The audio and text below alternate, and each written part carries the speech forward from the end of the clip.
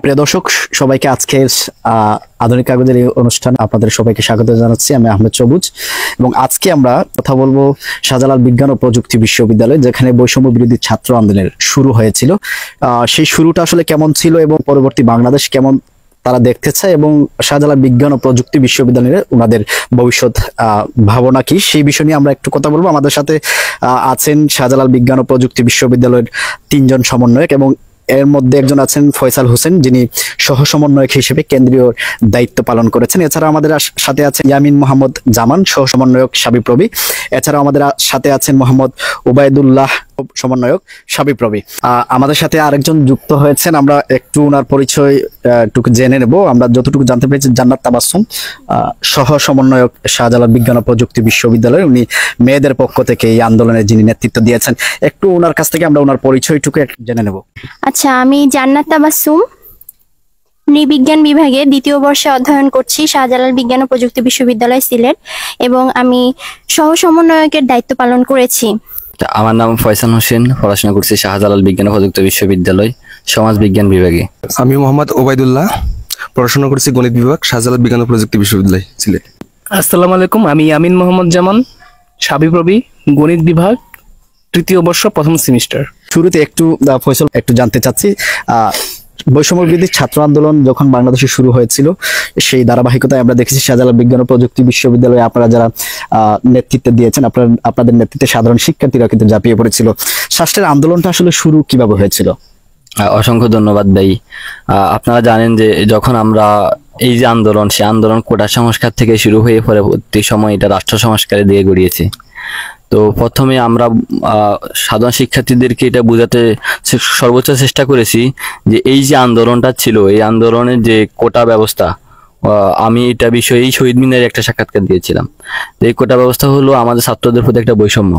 একটা রাষ্ট্রে কখনো যুগ যুগ ধরে একটা বৈষম্য চলতে পারে না, যার ফলশ্রুতিতে সারা বাংলাদেশের সকল ছাত্র সমাজ এর প্রতিবাদে ফেটে পড়ে।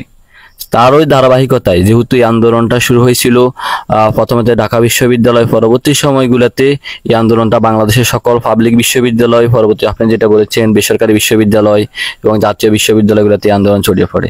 একটা পর্যায়ে এসে আন্দোলন যখন দাবানলের মতো চারদিকে ছড়িয়ে পড়ে, তখন এই আন্দোলনটা গণ আন্দোলনে বা গণ অভ্যুত্থানে যোগ দেয়। এবং এখন তো আমরা সেই আন্দোলনটাকে সেকেন্ডারি লিবারেশন আরো বলে থাকি। তো প্রথমে আমরা বলবো যে এটা কোটা সংস্কার আন্দোলনের মাধ্যমে, যেটা আপনারা জানেন, মাধ্যমে শুরু হয়েছে। পরবর্তী সময়ে এই আন্দোলন যখন সরকার সেখানে ভুল সিদ্ধান্ত নেই, আমাদেরকে আঘাত করার চেষ্টা করে, আমাদের প্রতি হামলা মামলা এগুলা করে, তখন আমরা বলছিলাম রক্ত দেখলে বাড়ে সাহস। সে রক্তের জায়গা থেকে এই আন্দোলন শেষ পর্যন্ত আমাদের বিজয় চিনিয়ে এনেছে। একটু জানতে চাচ্ছি, আন্দোলনের শুরুতে আপনাদের তেমন আসলে প্রশাসনিক এতটা বাধার মধ্যে পড়তে হয়নি।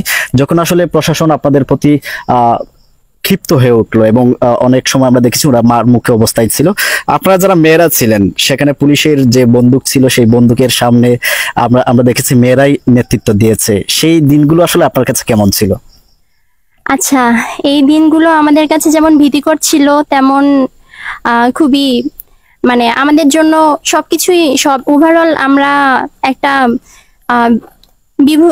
বিস্ময়কর একটা অবস্থা পার করেছি আসলে। তো আমরা যখন আন্দোলনের শুরুতে দেখা গেছিল আমরা মেয়েরা তেমন একটা ছিলাম না, একদম শুরুর দিকে আমরা কয়েকজন মাত্র মেয়ে ছিলাম। তারপরে আস্তে আস্তে যখন ভাইরা আমাদের হলের সামনে আসতেন, এসে যখন বলতেন বোন তুমি বেরিয়ে পড়ো, নিজ অধিকার আদায় করো, তখন আর কি আমরা মেয়েরা নিজেদেরকে আটকে রাখতে পারিনি। তারপরে আমরা মেয়েরা একটা গার্লস গ্রুপ খুলি, তারপরে সেই গ্রুপের মধ্যে আমরা মেয়েরা আমাদের ভাইদের পাশে দাঁড়ানোর জন্য নানান ধরনের নেতৃত্ব দিয়ে থাকি আর কি আমরা। এরপরে আমরা আন্দোলনে যাই, বিভিন্ন ধরনের মারমুখী আচরণ যখন আমাদের সাথে ছাত্রলীগরা করেছিল, সেদিন রাজাকার বলার কারণে ছাত্রলীগরা যখন আমাদেরকে মারমুখী আচরণে লিপ্ত হয়েছিল, তখন আমরা অনেকটা ভীতিকর অবস্থায় পড়ে গিয়েছিলাম আর কি। তারপরেও আমরা ভয় পেতাম, বাসায় চলে আসতাম। রুমের মধ্যে আমরা একটা ভীতিকর অবস্থায় পড়ার পরে তারপরে আবারও আমরা নিজেদের মধ্যে একটা সাহসিকতার মনোভাব তৈরি করে আবারও আমরা আন্দোলনে যেতাম আর কি। একটু ওবায়দুল্লাহ, আপনার কাছে একটু জানতে চাচ্ছি, যখন হলগুলো বন্ধ ছিল আমরা একটা পর্যায়ে দেখেছি আপনাদের আন্দোলন যখন তীব্র থেকে তীব্রতর হতে যাচ্ছিল, তখন প্রশাসনের পক্ষ থেকে আপনাদের শাহজালাল বিজ্ঞান ও প্রযুক্তি বিশ্ববিদ্যালয়ের আপনাদের হলগুলো বন্ধ করে দিয়েছিল। তো সেই হলগুলো বন্ধ থাকা অবস্থায় আসলে আপনারা কোথায় আশ্রয় নিয়েছিলেন?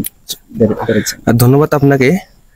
আসলে যখন হল বন্ধ করে দেয় তখন আমরা আসলে কোথায় থাকবো, এটা একটা কোল হারাই ফেলছিলাম আর কি। আমরা সব ভার্সিটি থেকে হল কেন্দ্রিক আপনার আন্দোলন চলতেছিল আর কি। তাহলে আমাদের বিশ্ববিদ্যালয়ে হল কেন্দ্রিক আন্দোলন না করতে দেওয়ার কারণে আমরা গেট বা বাইরে মেস কেন্দ্রিক আন্দোলন শুরু করেছিলাম। আর একটা পর্যায়ে যখন আমাদের হল থেকে বের করে দেওয়া হয় তখন দেখা যায় যে ক্যাম্পাসের ভিতরে আসলে ছাত্র থাকার কথা, কিন্তু ছাত্র না থেকে এখানে পুলিশের অবস্থান। মনে হচ্ছিল এটা ছাত্রদের ক্যাম্পাস না, এটা পুলিশের ক্যাম্পাস, এটা বিভিন্ন বাহিনীদের ক্যাম্পাস। যখন আমাদের হল থেকে বের করে দেওয়া হয় তখন আমরা আসলে কুল পাই না, কোথায় থাকবো।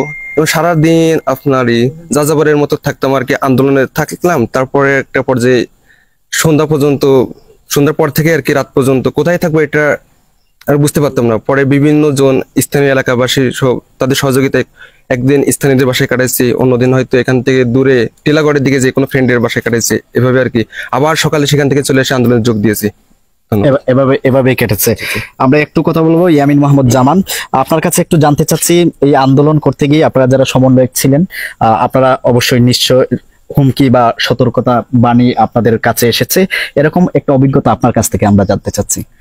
হ্যাঁ, অবশ্যই আমরা যারা শহর সমন্বয়ক ছিলাম তাদের অনেক ধরনের হুমকি আসছিল। তো আমি ছিলাম হচ্ছে আপনাদের ছিলাম হচ্ছে লেক সিটি আবাসিক এলাকায় ছিলাম। তো আমরা তখন দেখতাম মাঝখানে মনে আছে আমাদের যে ইন্টারনেট অফ ছিল কিছুদিন, ঠিক আছে, ওই সময়গুলোতে হচ্ছে আমরা দেখতাম যে বিভিন্ন মেসে বা বিভিন্ন এলাকায় যে ছাত্র আবাসিক যারা থাকে ওদের ওখানে পুলিশ আসতো, তারা আসতো, তাদেরকে ধরে নেওয়া যাচ্ছে চেষ্টা পরিকল্পনা এই সকল জিনিস করা হতো। তো তখন আমরা কি করতাম, আমরা নিজেদের মেসে যখন থাকতাম, আবার অনেক সময় বন্ধুদের মেসে থাকতাম, অনেক সময় দূরে অনেক বন্ধু আছে, যেমন টিলাগড়ে আছে বন্ধু, এরপরে আপনার ঈদগাতে আছে বন্ধু, তাদের বাসায় থাকতাম। সিলেটি যারা আছে তারা আমাদেরকে অনেক হেল্প করছে এই বিষয়ে। এভাবে হচ্ছে আমরা সময় কাটিয়েছিলাম আর কি। ওই সময়টা আসলে অনেকটা বিভীষিকাময় ছিল আপনাদের জন্য। একটু আমি ফয়সাল একটু জানতে চাচ্ছিলাম, আপনাদের যখন আন্দোলন তীব্র থেকে তীব্রতর হয়েছিল 18 তারিখ আমরা দেখেছি ইন্টারনেট শাটডাউন করে ফেলেছিল, এবং সেখানে আপনারা কিভাবে যোগাযোগ করেছিলেন। এবং আরেকটি বিষয় আপনার কাছে আমরা জানতে চাচ্ছি, আন্দোলনের অনেক কঠিন সময় আপনারা পার করেছেন, ওই সময়টাতে আশেপাশের মানুষ যারা ছিল আপনার কিরূপ আসলে সাপোর্ট তাদের কাছ থেকে পেয়েছিলেন? অনেক ধন্যবাদ। আসলে আপনি যেটা বলছিলেন 18 তারিখ রাতের দিকে ঠিক তখন অনলাইন শাটডাউন শুরু হয়, বা যেটাকে আমরা বলেছি অনলাইন কাকডাউন তারা করেছে। যেটা তো আপনারা জানেন যে আমাদের বর্তমান যে সামাজিক যোগাযোগ মাধ্যম, বিশেষ করে ফেসবুক, হোয়াটসঅ্যাপ যেগুলো আছে, এগুলো আমাদের জন্য বড় রকমের একটা ভূমিকা ছিল এই আন্দোলনে। এটা আসলে অস্বীকার করার কোনো উপায় নেই। তো সেই জায়গাতে যখনই অনলাইন কাকডাউন হয় আমরা যোগাযোগ বিচ্ছিন্ন হয়ে যায়। কেন্দ্র কি সিদ্ধান্ত নিয়েছে ঠিক আমরা তখন জানতে পারতাম না। পরবর্তী সময় 29 তারিখ আবার আমরা নতুন করে অনলাইন কাকডাউন শেষ হয়। তখন ইতিমধ্যে তো অনেকগুলো কাহিনী ঘটে যায়, আমাদের 6 জন সমন্বয়ককে ধরে নিয়ে যায়। তো যেটা অবশ্যই আমাদের জন্য অনেক বিভীষিকাময় ছিল। তো এটা আসলে ভাগ্য ভালো বলবো যে 18 তারিখ আমাদের অনলাইন কাকডাউন হয়। 18 তারিখ মানে ঠিক অনলাইন কাকডাউনের কয়েক ঘন্টা আগে আমার এবং গালিব ভাইয়ের এবং আমাদের হাফিজ আমাদের এই 3 জনের নাম্বারগুলো পাবলিক করে দেওয়া হয়েছিল, যার কারণে এই 3টি নাম্বারে সিলেটের বিভিন্ন প্রতিষ্ঠান থেকে আমাদের সাথে যোগাযোগ করার একটা সুযোগ থেকে যায়। তখন আমরা যে মেসেজ কিনা যায়, ওই মেসেজ কিনে হয়েছে আমরা সকলকে একসাথে ফরওয়ার্ড করে মেসেজ পাঠানোর চেষ্টা করতাম।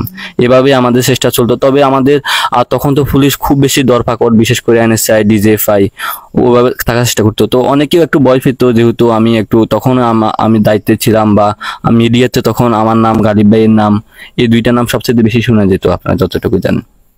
তো যার কারণে আমি একবার এরকম হয়েছে যে সুনামগঞ্জে যাচ্ছিলাম, তো তারা আমাকে রাখবে বলছে যে ছাত্রকে যাবো, হঠাৎ করে বলছে যে না তারা আমাকে রাখবে না।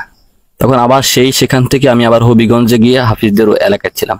তো এরকম কষ্ট করতে হয়েছে। তো সেটাকে যদি বলে সিলেটিদের অসহযোগিতা, একভাবে সিলেটিরা সহযোগিতাও করছে। কোথাও গিয়েছি আমরা দেখেছি যে সেখানে একটা দোকানে বসে খেয়েছি, তো উনি বলতেছে মামা আপনাকে তো দেখেছি। তো উনি হয়েছে কি বলতেছে আপনার কাছে টাকা দিতে পারবো না, তো অনেক জোর করে টাকা দিতে হয়েছে। তো এরকম হয়েছে। আরেকটা জায়গায় গিয়েছি, বলতেছে মানে মানে ওনারা রাখার জন্য খুবই প্রস্তুত।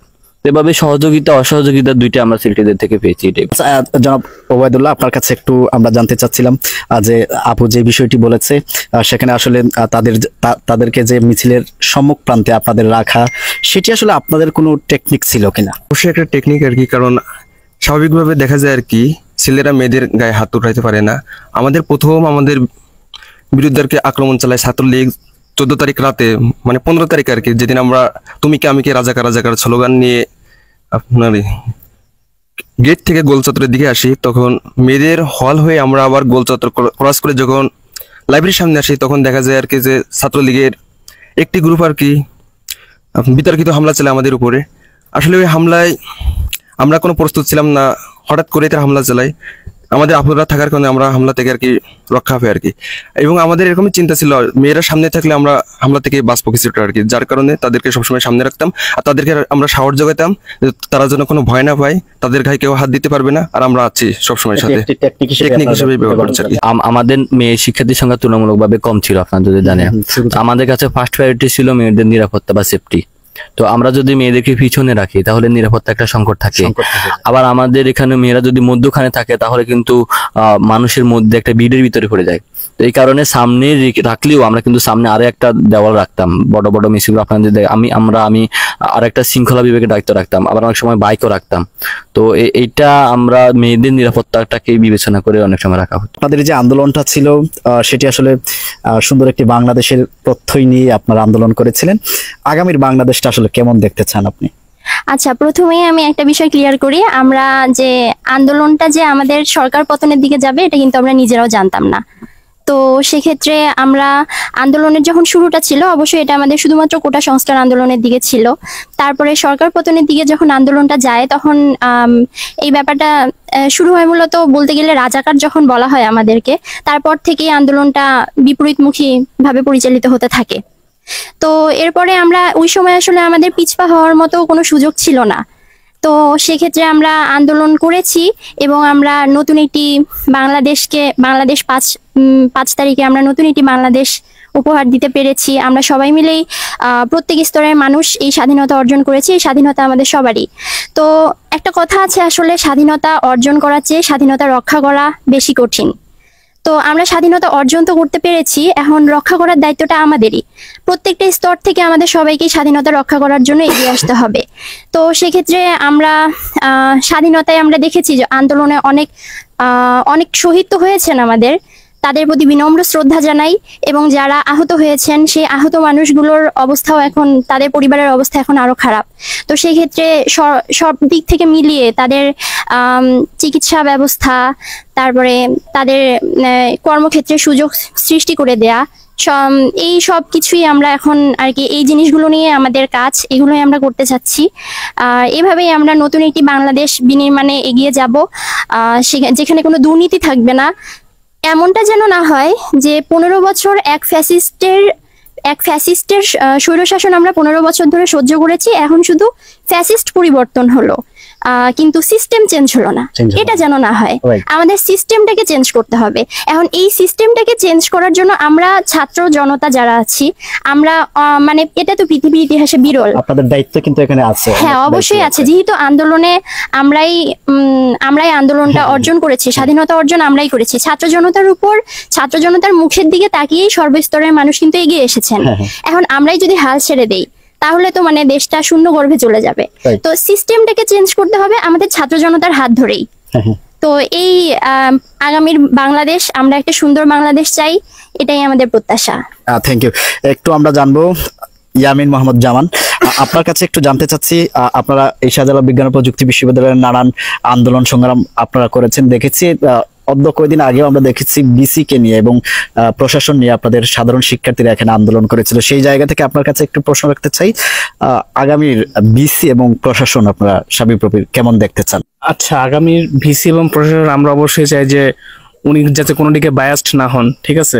তো আমরা জানি যে যদি কোনো ভিসি কোনো দিকে বায়াসড হয় তাহলে কোন একটা পার্টিকুলার দল সুবিধা পাবে।